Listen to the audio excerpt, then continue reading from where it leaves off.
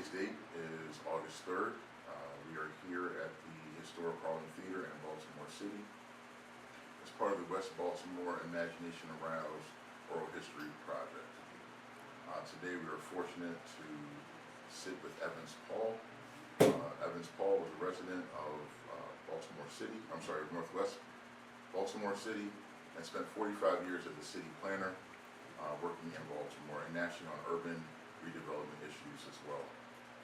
Evans has also written the book, Stop the Road, Stories from the Trenches of Baltimore's Road Wars. So thank you for your time today. Can you please state your full name and the year you were born?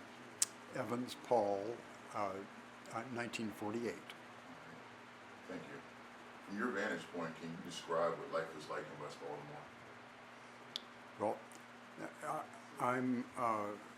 I'm a guy who studied West Baltimore as it relates to the highway. I came here in 1973 from Wheeling, West Virginia, so my childhood does not intersect with Baltimore. And my work was somewhat in the industrial areas that are near West Baltimore, but not in the West Baltimore neighborhoods. So when I undertook writing the book about the road wars, I had a bit of a learning curve on West Baltimore.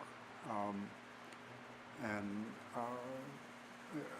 it was very interesting to me because West Baltimore, Harlem Park, Poppleton, and so on were pretty solid, if fairly lower income, but pretty solid African American neighborhoods up until the mid-1960s. And it was in 1967 that the city began the condemnations for the highway, which ripped right through the middle of those communities, and was a huge accelerant of community decline. Now there are folks who attribute a lot of the community decline to the highway. I'm not really in that camp. I used the term accelerant on purpose, but I think the larger issues were the demise of good manufacturing jobs and the epidemic of crack cocaine and other illegal drugs. I think those issues were much more influential on the decline of West Baltimore than the highway. Yeah, I appreciate that answer. Thank you. When you moved here in the 70s, what was from your viewpoint, what kind of businesses, community centers, or entertainment options were here in West Baltimore?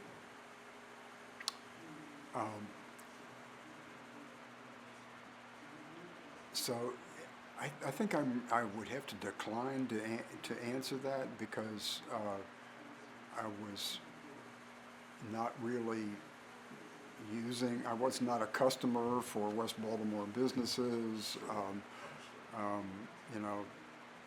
In city planning, we have an overarching responsibility for the city in general, but my involvement was less in the neighborhoods and more in the industrial areas. So it's a bit of a non-connect with me. Sure. So what actually led you to write the book? Well, there were three issues that I was drawn to. One was the kind of populist narrative that the outsiders and the activists and the powerless prevailed to a large degree over the insiders and the powerful and what is loosely called the road gang. That kind of upending of leadership is fairly unusual.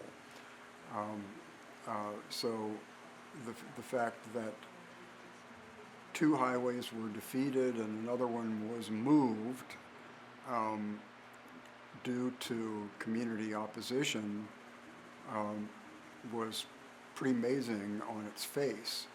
So I wanted to dig into that. How did that happen? The second major issue was the significance of what happened in that the highways that were stopped largely saved the historic waterfront of Baltimore from Federal Hill through what's now Inner Harbor East and Fells Point and Canton. So just the enormity of those decisions and saving those historic neighborhoods, I thought was worthy of digging into. And then the third issue was that the road wars provided a very illuminating window into the city's mistreatment of its African American population. And that's the issue that kind of brought me here today. Thank you. It's not a resident, but obviously when you're new to the city, what is your hope for the future of West Baltimore? And do you have any thoughts about what the highways should be redeveloped into?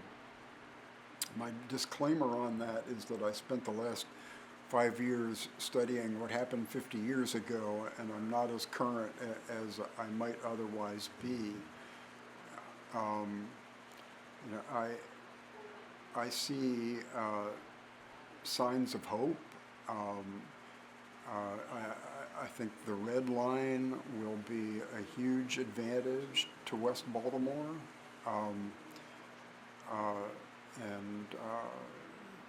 There are investments happening here and there,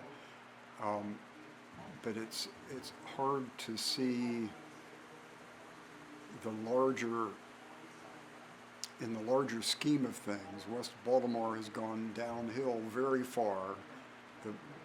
The population has declined, I believe, by 80 or 85%. Housing vacancies are a huge problem,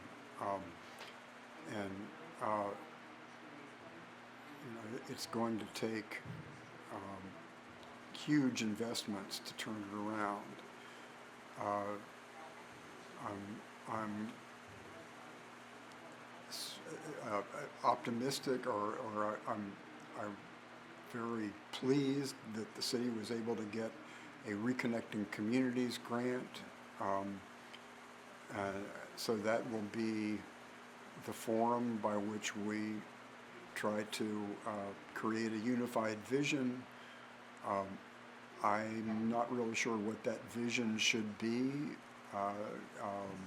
Again, my disclaimer about looking at things that happened 50 years ago, but thankfully the process has started. Well, thank you for the answer. And the last question I have for you today is, given your research, what is one thing you wish people who did not live in this community knew about this community?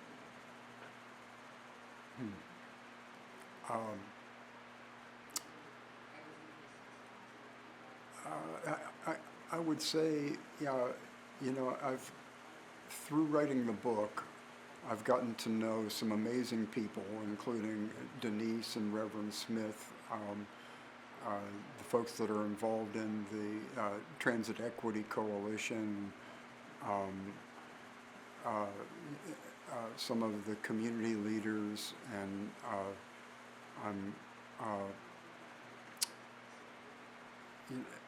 these people bring amazing strengths to the table, and they are able to pull on in their networks, get more people involved, and that's all a great thing. And when you combine that with the Reconnecting Communities whole reevaluation, it has the potential to mesh that all together and come up with a really positive vision that will set us all in the right direction. Well, thank you. As I close out, one question I have, is there anything you would like to share with us? I don't think so. Okay, all right. Thank you for your time, Mr. Okay. Paull, and we'll be looking forward to seeing you at the Archives for the Lunch and Learn in December. Okay.